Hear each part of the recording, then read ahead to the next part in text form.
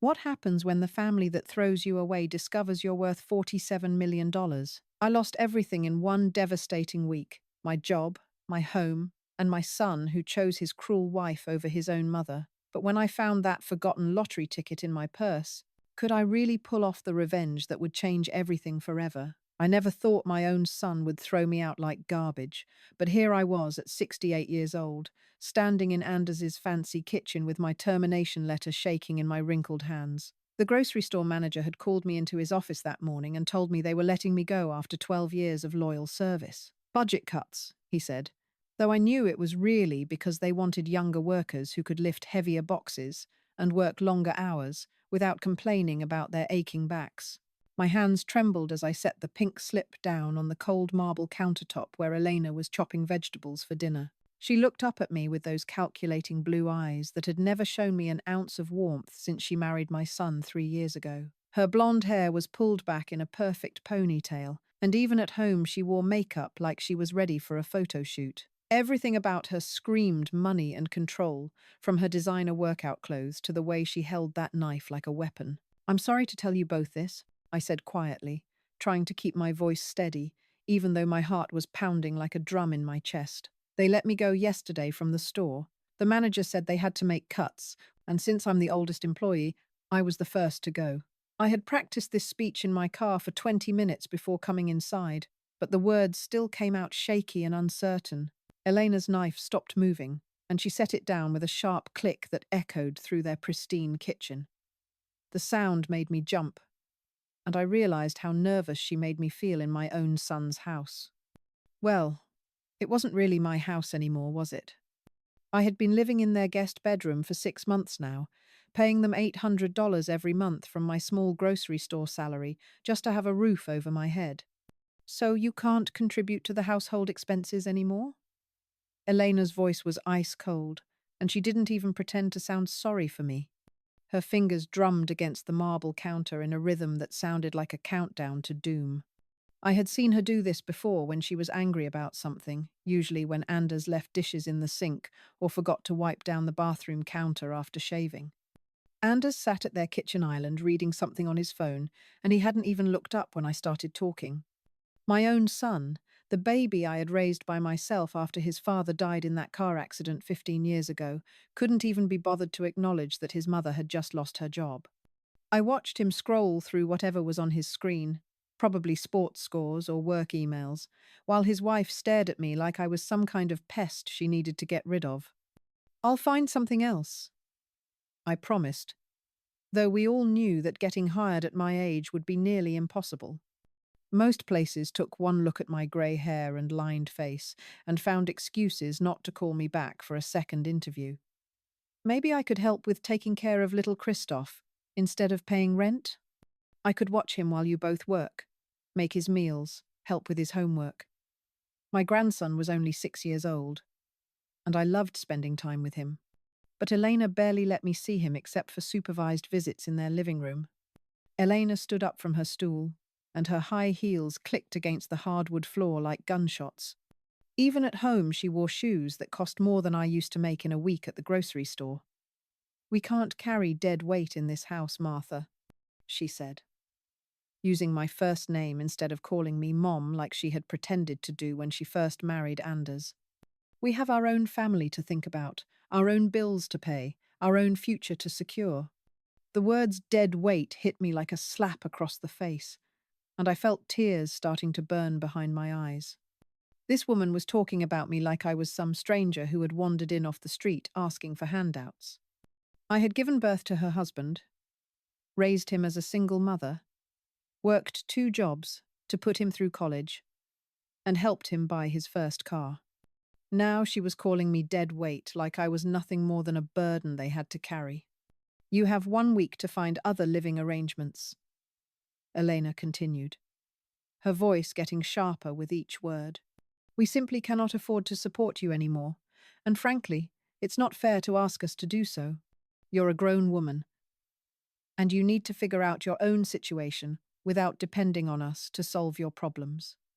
I looked desperately at Anders, waiting for him to jump in and defend me, to tell his wife that she was being cruel and heartless to the woman who had sacrificed everything for him.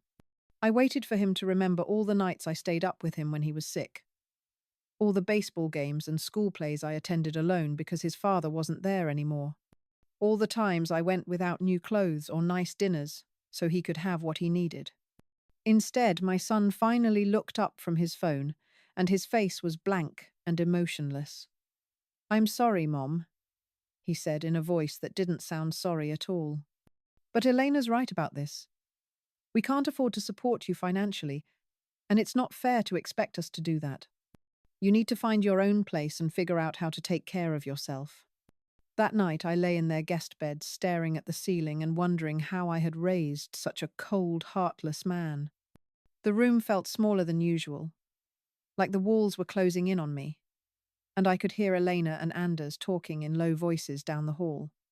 I couldn't make out the words, but I could tell from their tone that they were discussing me like I was a problem they needed to solve quickly and efficiently. I reached for my purse on the nightstand, thinking I should count my money and figure out what I could afford for a deposit on some tiny apartment. My savings account had less than $3,000 in it, barely enough for first month's rent and a security deposit in this expensive city. As my fingers fumbled through the contents of my old leather purse, they touched something I had completely forgotten about. It was a lottery ticket from last week, crumpled and forgotten at the bottom of my bag underneath old receipts and grocery coupons. I had bought it on impulse at the store where I used to work, spending $2 I probably should have saved. With shaking hands, I pulled out my phone and looked up the winning numbers from Saturday's drawing, squinting at the small screen in the darkness of the guest room. The first number matched, then the second, then the third, fourth, and fifth. I blinked hard and looked again, certain I was making a mistake or seeing things that weren't there. But no matter how many times I checked, all 6 numbers on my ticket matched the winning combination perfectly. $47 million. I was holding a ticket worth $47 million while my son and his wife slept peacefully down the hall, probably dreaming about how relieved they would be when I was finally out of their house and out of their lives. I didn't sleep a single minute that night, just sat on the edge of the guest bed holding that lottery ticket and staring at it like it might disappear if I looked away. Every few minutes, I would check the numbers again on my phone, making sure I hadn't made some terrible mistake that would crush this impossible dream. But the numbers stayed the same, and slowly the reality started to sink in that my life had just taken the most incredible turn imaginable. Downstairs, I could hear Elena's alarm clock going off at exactly 6 in the morning, just like it did every single day. She was the kind of person who lived by schedules and routines, who planned every minute of her day and expected everyone around her to follow her rules. I listened to her footsteps clicking across the hardwood floor as she went to the kitchen to start her morning coffee, probably already thinking about how she was going to get rid of me before the week was over. The irony tasted both bitter and sweet in my mouth as I carefully folded the lottery ticket and tucked it into my jewelry box, the one small possession that Elena hadn't complained about taking up too much space in her perfect house. Here she was, probably downstairs calculating how much money they would save once they kicked me out, while I was sitting on enough money to buy 10 houses just like theirs without even thinking about it. I could march down those stairs right now and throw the ticket on their precious marble counter, watch their faces crumble as they realized what they had just thrown away. I could see Elena's fake smile disappearing, see Anders finally understanding what he had lost by choosing his wife over his mother. The thought of their shock and regret was tempting, so very tempting that my hands actually started moving toward the door. But something stopped me.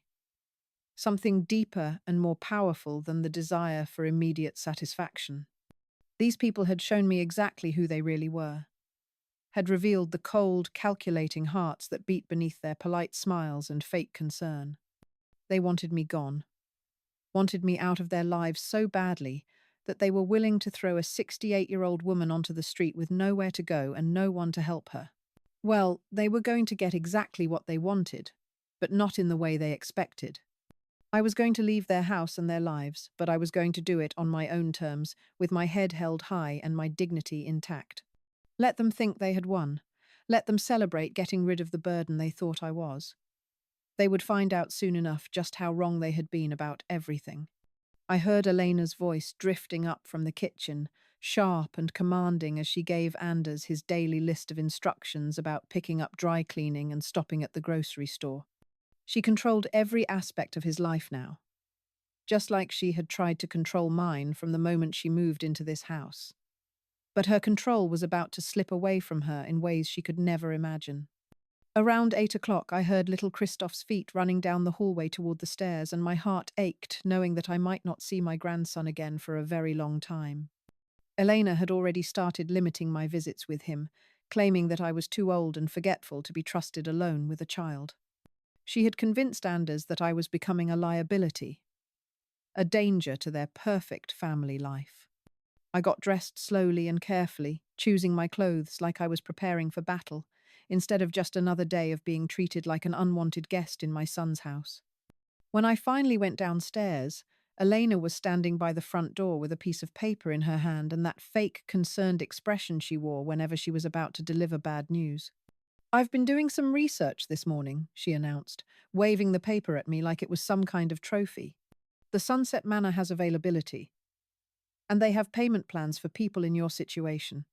It's not fancy, but it's clean and safe, and most importantly, it's what you can afford on Social Security."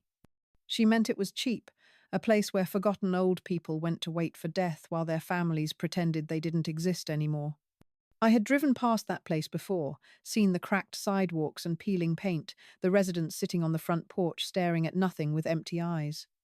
Elena had probably chosen it specifically because it was the most depressing option she could find. "I've even arranged for a taxi to take you there this afternoon," she continued, as if she was doing me some enormous favor instead of throwing me away like garbage. "The driver will be here at 2 o'clock, so you should start packing your things now. I know this is hard, but it's really for the best for everyone involved." I nodded slowly and meekly, playing the part of the defeated old woman she expected to see. "Thank you, Elena," I said in a quiet, broken voice that made her smile with satisfaction. "Thank you for everything you've done for me. I know I've been a burden, and I'm grateful that you and Anders have put up with me for as long as you have." Her smile got wider, and I could see the relief flooding through her body as she realized that I wasn't going to fight back or cause any drama. She had expected tears and begging, maybe even anger and accusations. Instead, she was getting exactly what she wanted: a pathetic old woman who knew her place and was grateful for whatever scraps of kindness she was thrown. "I'll miss having you here," she lied smoothly, her voice dripping with fake emotion. "But sometimes we have to make difficult decisions for the good of the family. I'm sure you understand that Anders and I need to focus on our own future now, on building something stable for Christoph." As I climbed the stairs to pack my single suitcase, I heard her on the phone with someone, probably one of her friends, telling them how relieved she was to finally get rid of Anders' troublesome mother. Her voice was bright and cheerful, completely different from the concerned tone she had used with me just minutes before. I packed slowly and carefully, taking only the clothes and personal items that truly mattered to me. Everything else could stay behind in this cold, sterile house, where love had been replaced by calculation and family bonds had been severed by greed. As I folded each piece of clothing, I thought about the new life I was about to begin, the incredible journey that was waiting for me just beyond Elena's front door. When the taxi arrived at exactly 2 o'clock, Elena supervised my departure like a prison warden, making sure an inmate didn't try to escape with contraband. She stood in the doorway with her arms crossed, watching as I loaded my suitcase into the trunk and climbed into the back seat. Anders was nowhere to be seen, probably hiding upstairs so he wouldn't have to watch his mother being thrown out of his house. "Where to, ma'am?" the taxi driver asked, glancing at me in his rearview mirror with kind, concerned eyes. He was probably wondering why a woman my age was being kicked out of such a nice house with nothing but a single suitcase and a sad expression. I gave him the address of the Grand Marquis Hotel, the fanciest place in the entire city, and watched his eyebrows rise in surprise. Through the rear window, I could see Elena still standing in the doorway, probably making sure I actually left and didn't try to sneak back inside when she wasn't looking. As we drove away from the house where I had lived for 6 months, away from the son who had chosen his wife over his mother. I felt something I hadn't experienced in years. It wasn't just relief or excitement about my lottery winnings, it was power, pure and simple. For the first time in decades, I was in control of my own destiny, and I had the resources to make sure that control would never be taken away from me again. Little did Elena know that she had just made the biggest mistake of her life, and I was about to become the most dangerous woman she would ever meet. The presidential suite at the Grand Marquis Hotel felt like stepping into a completely different world, one where 68-year-old women weren't treated like disposable objects that could be thrown away when they became inconvenient. I stood at the floor-to-ceiling windows that stretched from one end of the room to the other, looking down at the city that had rejected me just 24 hours earlier, and for the first time in months, I felt a genuine smile spread across my face. The suite was bigger than Anders and Elena's entire downstairs, with marble floors that gleamed under crystal chandeliers and furniture that probably cost more than most people made in a year. But what struck me most wasn't the luxury or the expensive decorations. It was the silence, the blessed absence of Elena's sharp voice cutting through the air like a knife, telling me what I could and couldn't do in what she considered her domain. My first phone call was to Harrison and Associates, the law firm that handled celebrity divorces and corporate scandals, the kind of lawyers who charged $1,000 an hour and never lost a case. I had seen their commercials on television and read about them in the newspaper, always representing the rich and powerful people who could afford their services. Well, now I was one of those people, whether Elena and Anders knew it or not. Harrison and Associates, how may I direct your call? The receptionist's voice was professionally polished but distant, the kind of tone reserved for people who probably couldn't afford their services anyway. I could practically hear her mentally calculating whether I was worth her time, based on the uncertainty in my voice when I first started speaking. "I need to speak with Mr. Harrison about a legal matter," I said, trying to sound more confident than I felt. "It's regarding a case that involves fraud, elder abuse, and quite a substantial amount of money." I had practiced this conversation in my head during the taxi ride, but actually saying the words out loud made my heart race with nervous excitement. "Mr. Harrison is completely booked until Thursday of next week," she replied with the practiced efficiency of someone who turned away dozens of potential clients every single day. "I can schedule you an appointment then if you'd like to provide me with some basic information about your case." I took a deep breath and played the only card I had, the one that would either open doors or make me look like a crazy old woman with delusions of grandeur. "Please tell Mr. Harrison that a new client with a $47 million lottery case needs to see him today. I believe he'll want to make time in his schedule once he understands the situation." The line went completely quiet for what felt like forever, and I wondered if she had hung up on me or thought I was some kind of scam artist trying to waste their valuable time. Then I heard the sound of papers shuffling and computer keys clicking rapidly, followed by hushed voices in the background as she apparently consulted with someone else about my unusual request. "Mr. Harrison will see you at 3 o'clock this afternoon," she said when she came back on the line, her voice now warm and respectful in a way that told me everything I needed to know about how money talks in this world. "Please bring any documentation you have regarding your case, and someone will meet you in the lobby to escort you to his office." My second call was even more important, though it took me longer to work up the courage to dial the number. I had found the private investigator's advertisement in the phone book while I was waiting for room service to bring me lunch, and something about the simple, straightforward wording of his ad appealed to me more than the flashy displays of the bigger firms. Marcus Chen had been in business for 15 years, specializing in what he called family situations and financial irregularities, which sounded like exactly what I needed. When I explained that I suspected my daughter-in-law of financial wrongdoing but couldn't prove it, he didn't ask questions about why I was staying in an expensive hotel or how I could afford his services. "These kinds of cases are more common than you might think," he told me in a voice that was both professional and kind. "Adult children and their spouses sometimes take advantage of elderly parents, especially when they think no one is watching or that the victim won't fight back.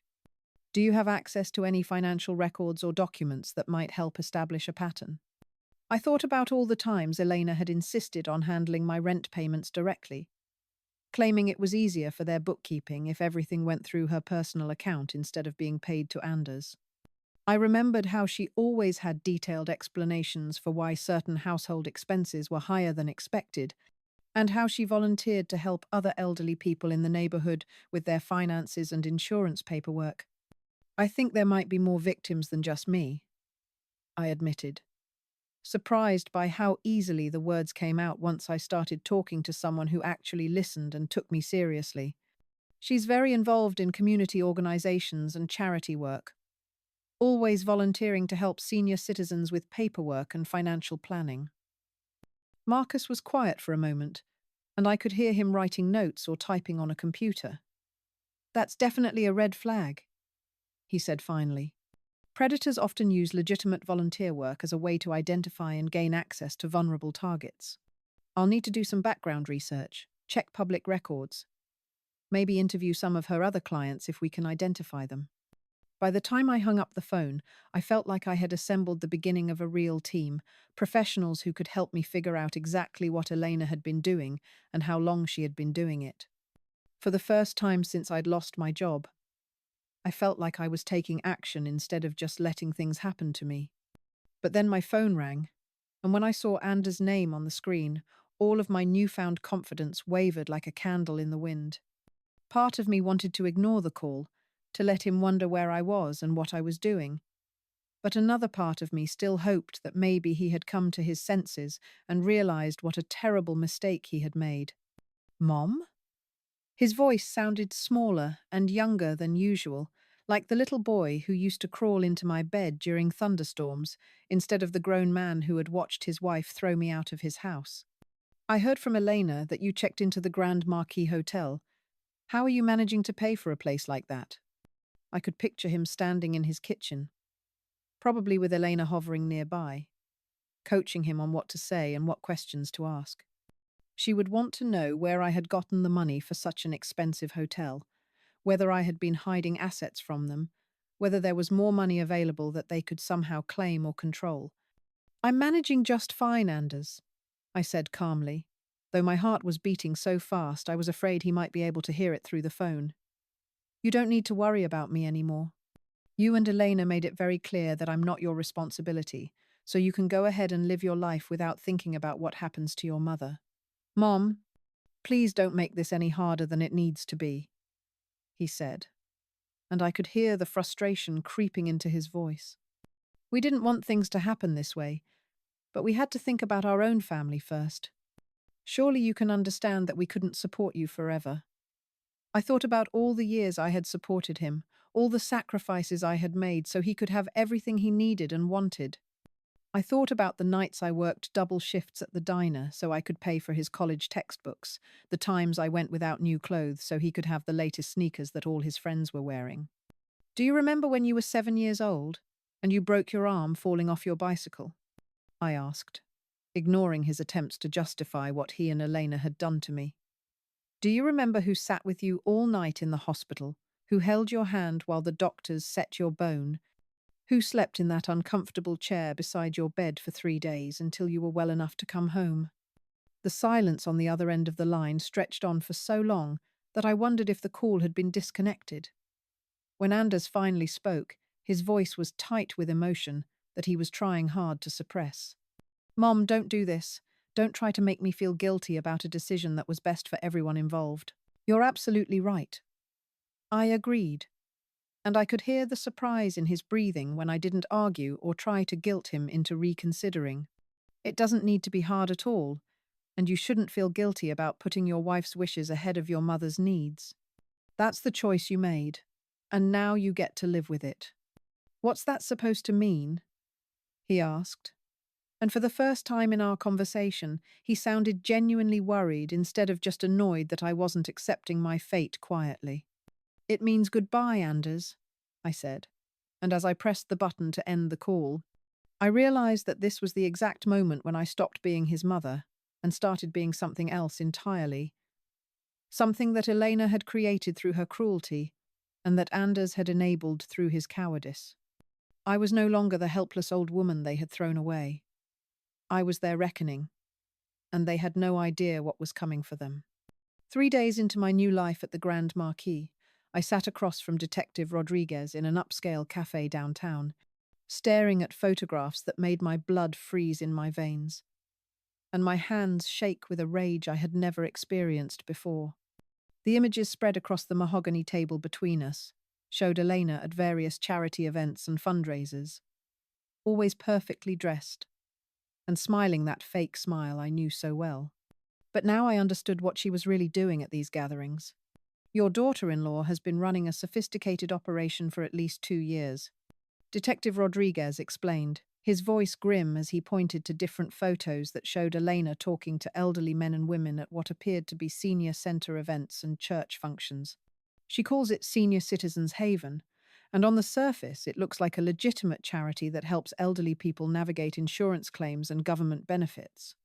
The detective was a compact man in his 40s with kind eyes and calloused hands that suggested he had worked his way up through the ranks rather than starting his career behind a desk. He spoke in simple, clear sentences that made the complex details of Elena's crimes easy to understand, and he treated me with the respect and dignity that my own son had refused to show me. But underneath all the legitimate paperwork and official-looking documents, she's been systematically draining people's bank accounts, he continued, sliding more papers across the table toward me.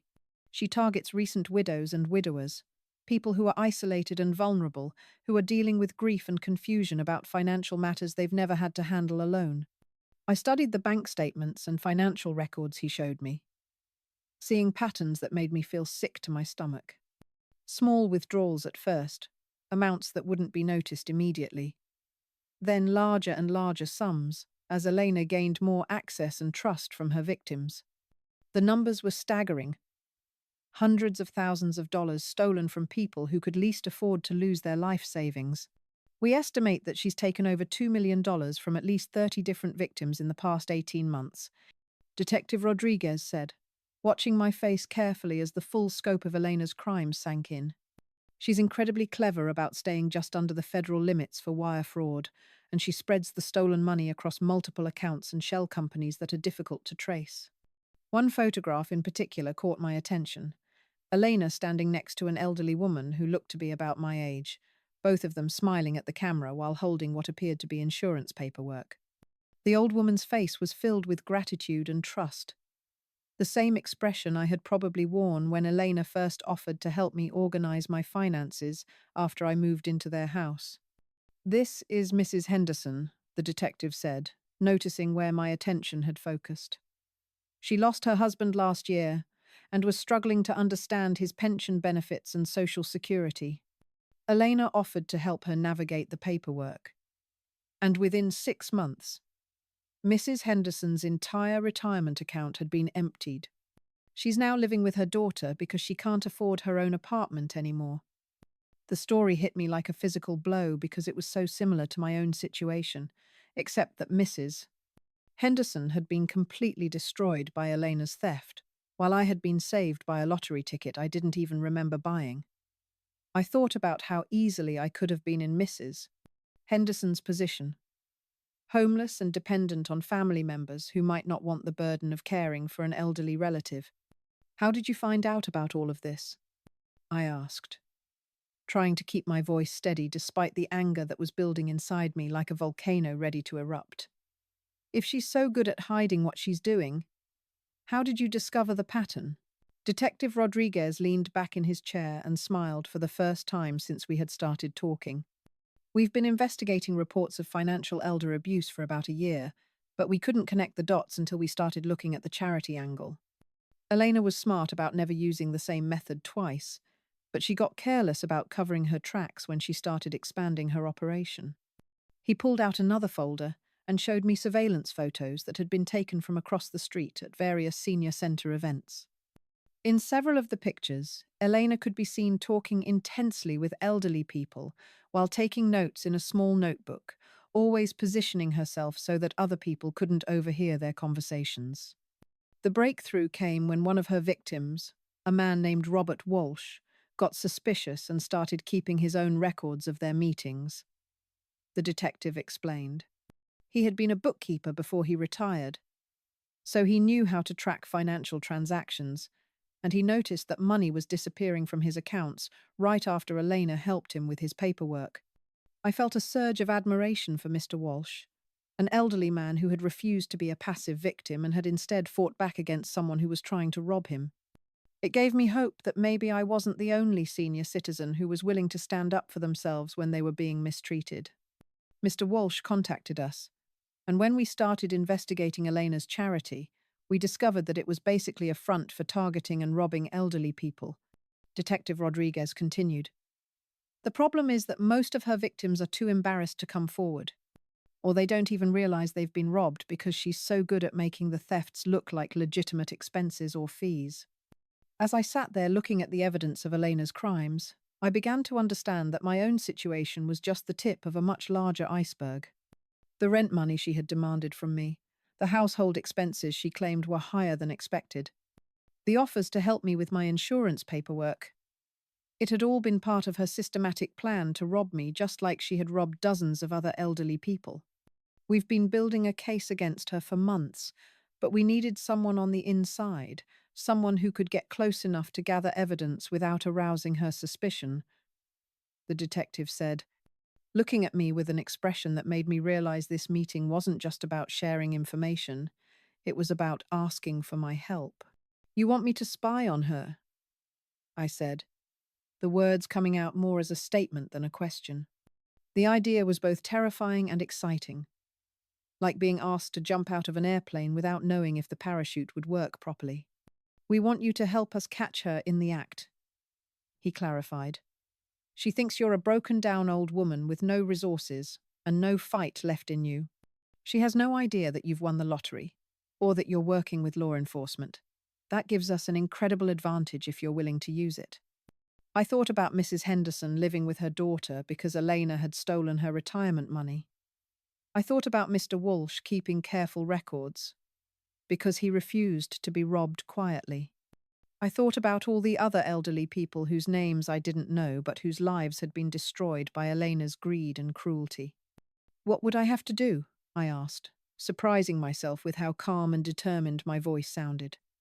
A week ago, I had been afraid to ask Elena for an extra blanket because I didn't want to seem demanding. Now I was considering going undercover to help catch her in the biggest crime of her life. Detective Rodriguez smiled again, and this time there was something almost predatory in his expression. We want you to become her next victim, he said. Let her think she's found another elderly woman with money to steal. Give her the opportunity to incriminate herself while we record everything she says and does. That evening, I stood in my hotel suite looking out at the city lights and thinking about how much my life had transformed in just a few days. I had gone from being a discarded burden to being a secret weapon in a law enforcement operation that could put Elena in prison for decades. The lottery ticket that had started this whole journey was now framed and sitting on my dresser, a reminder of how quickly fortune could change and how important it was to seize opportunities when they presented themselves.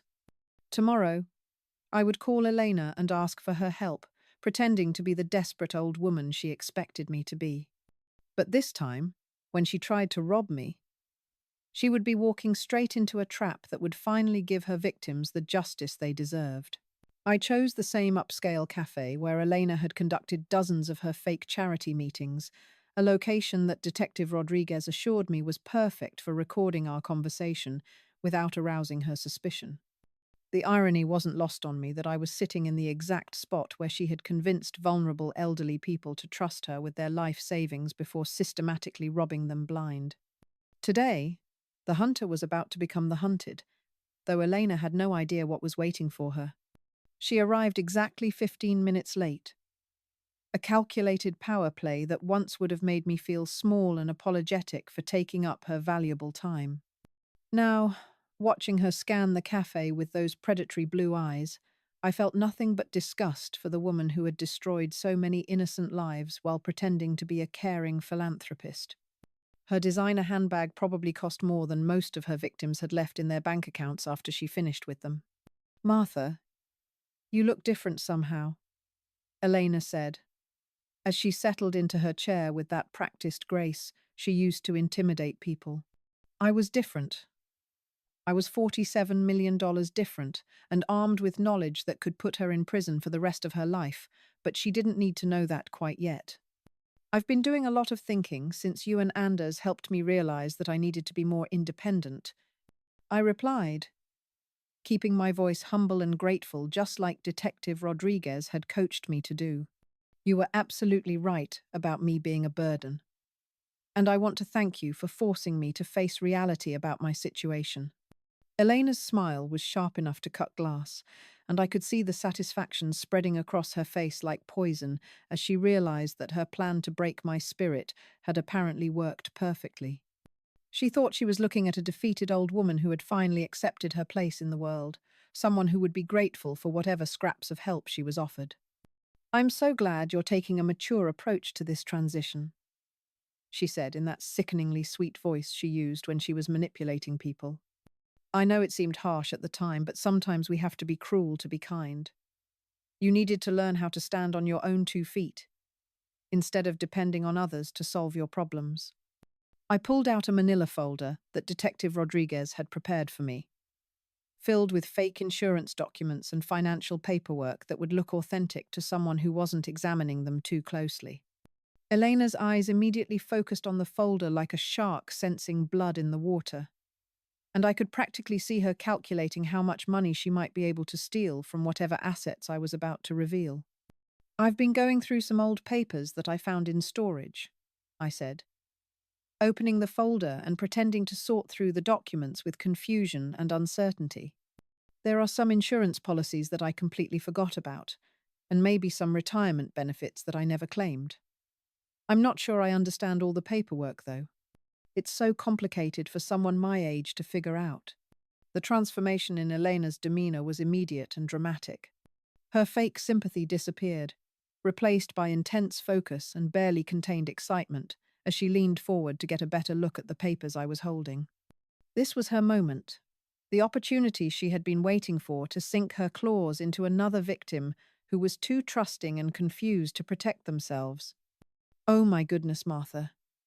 These look like they could be quite valuable, she said, reaching across the table to take the folder from my hands.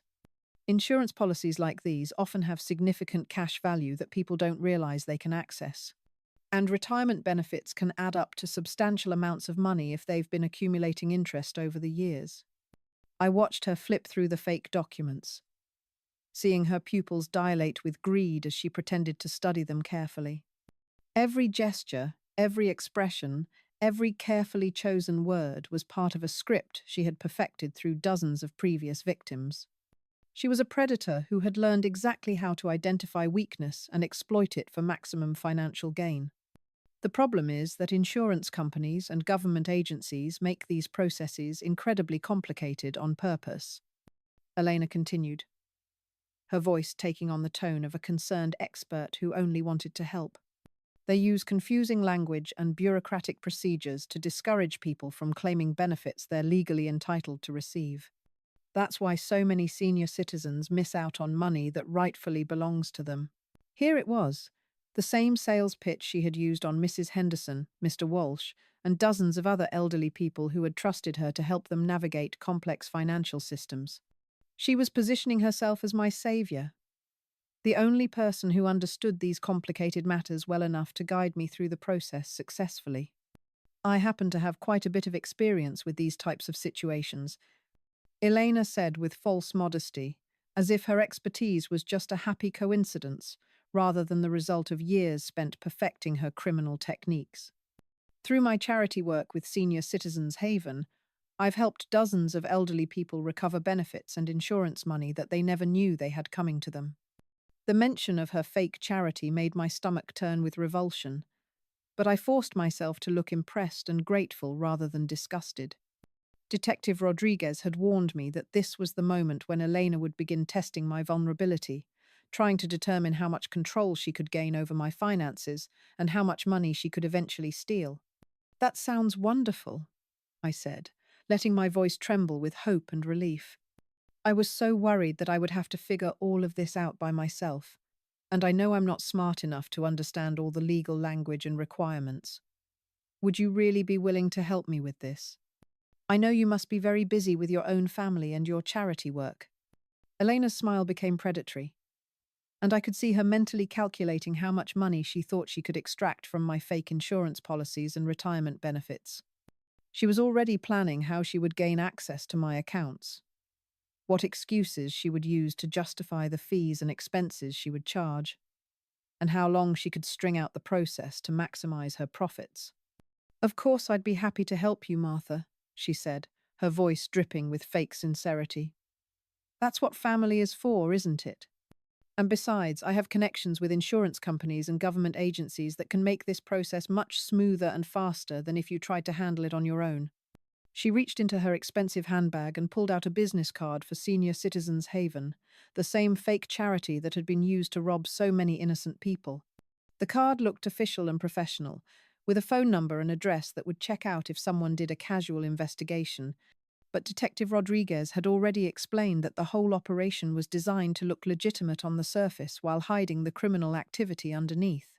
There is one small complication that we'll need to address right away, Elena said, her tone becoming serious and businesslike. These types of claims often require upfront processing fees and administrative costs before the insurance companies will release any funds. It's frustrating, I know, but that's just how the system works. And there it was, the hook that she used to get initial access to her victims' money. She would convince them that they needed to pay fees and costs up front, promising that these expenses would be reimbursed once the claims were processed. But the fees would keep getting higher. The delays would keep getting longer. And eventually the victims would realize that their money was gone forever. How much do you think the fees might be? I asked, playing the part of a worried elderly woman who was already in over her head. I don't have very much money saved up, and I'm living on Social Security now that I lost my job. Elena's eyes gleamed with satisfaction as she realized how perfect this situation was for her. A desperate elderly woman with limited resources would be unlikely to question her methods or demand detailed explanations of where the money was going. She probably thought I would be one of her easiest victims ever. Don't worry about that right now, she said, patting my hand in a gesture that was supposed to be comforting but felt like a spider crawling across my skin. We'll start with small amounts and work our way up as the process moves forward. The important thing is that you'll eventually receive much more money than you invest in fees. As I sat there listening to Elena explain how she was going to rob me, I thought about all the elderly people who had sat in this same cafe, in this same chair, listening to these same lies and believing that they had finally found someone who cared about their welfare. The weight of their trust and her betrayal was almost too much to bear, but I forced myself to stay focused on the mission. Detective Rodriguez was recording every word through the device hidden in my purse, capturing evidence that would finally bring justice to Elena's victims and put an end to her criminal enterprise. But as I looked into her cold, calculating eyes, I realized that exposing her crimes was only the beginning of what she deserved for the lives she had destroyed.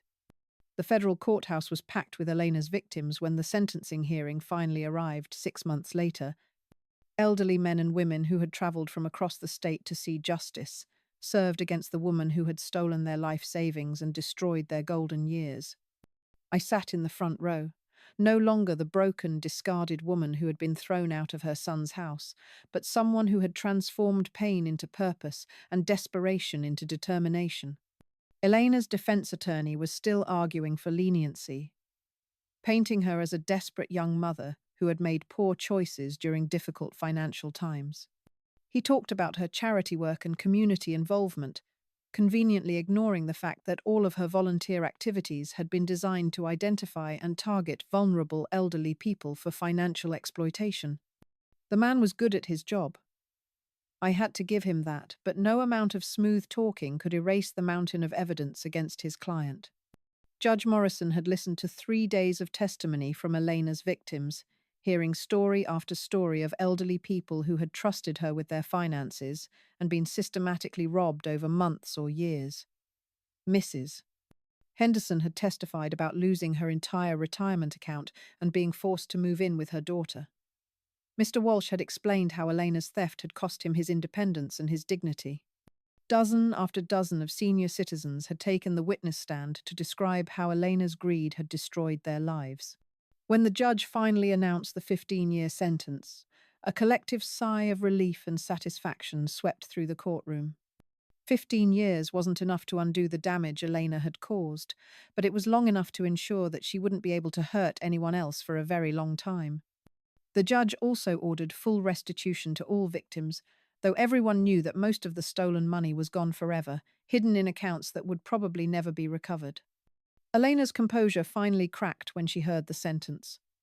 And for the first time since I had known her, the mask of cold control slipped away to reveal the desperate, angry woman underneath. She turned to scan the courtroom, her eyes wild with rage and disbelief, until they landed on me sitting calmly in the front row. The hatred in her stare was so intense it was almost physical, like she was trying to set me on fire with the force of her fury. "This is all your fault," she mouthed silently, her lips forming words that everyone in the courtroom could understand even though no sound came out. "You planned this whole thing? You destroyed my life." I smiled and nodded slightly, not bothering to hide my satisfaction at seeing her finally face consequences for her actions. Yes, I had planned it. And yes, I had destroyed her life, just like she had tried to destroy mine and so many others. Outside the courthouse, Anders was waiting by his car, looking older and more tired than his 30 years should have allowed. The past 6 months had been hard on him as the full extent of Elena's crimes became public knowledge, and he had been forced to confront the reality that his wife was a criminal who had been using their home as a base of operations for stealing from elderly people. His perfect marriage and his comfortable life had crumbled along with Elena's freedom. "She says you set her up," he said without any greeting or preamble, his voice flat and emotionless. "She says you knew about the investigation from the beginning, that you planned this whole thing to get revenge on us for asking you to move out." His words carried no accusation or anger, just a tired acceptance of the fact that his world had been turned upside down by forces he couldn't control or understand. I studied my son's face, looking for any sign of the little boy I had raised, the child who used to run to me when he was hurt or scared. But that boy was gone, replaced by a man who had chosen comfort over character, security over family, his wife's approval over his mother's love. The choices he had made had led him to this moment, standing outside a courthouse where his wife had just been sentenced to federal prison.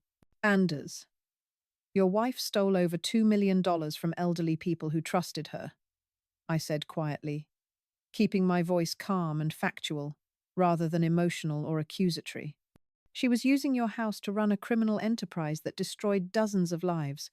She was stealing from me too, wasn't she? That rent money I was paying you every month.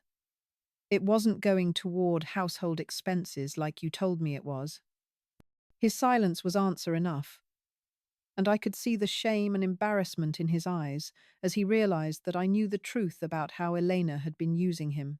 He had probably convinced himself that he was just following his wife's financial advice, that she was better at managing money than he was, but deep down he must have suspected that something wasn't right about their sudden prosperity.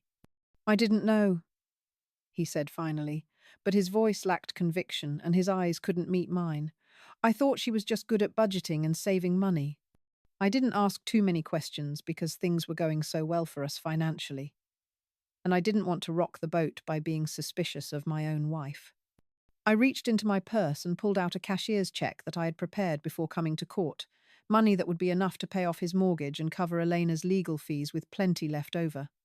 It was more money than he would see in years of working at his current job, a financial lifeline that could help him rebuild his life after the disaster that Elena had created.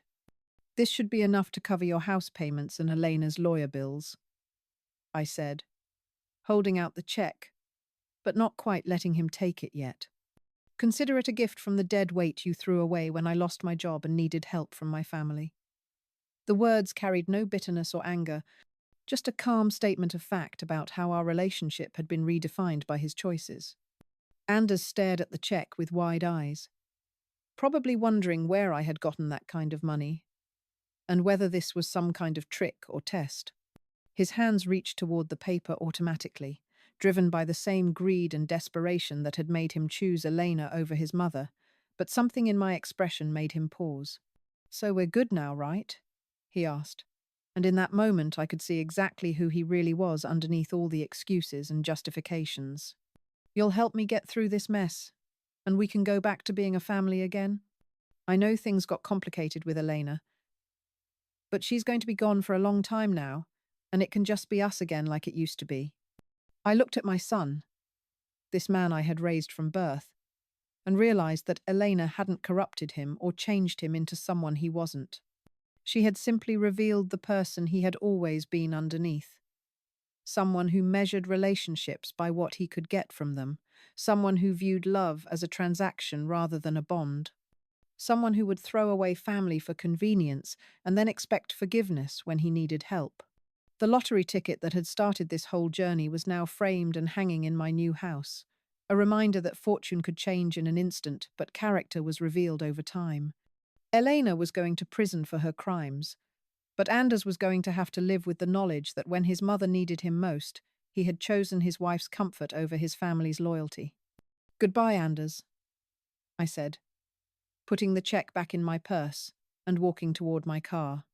In the rearview mirror, I could see him standing alone in the courthouse parking lot, finally understanding that some bridges, once burned, could never be rebuilt, and that some choices carried consequences that lasted long after the immediate benefits had faded away.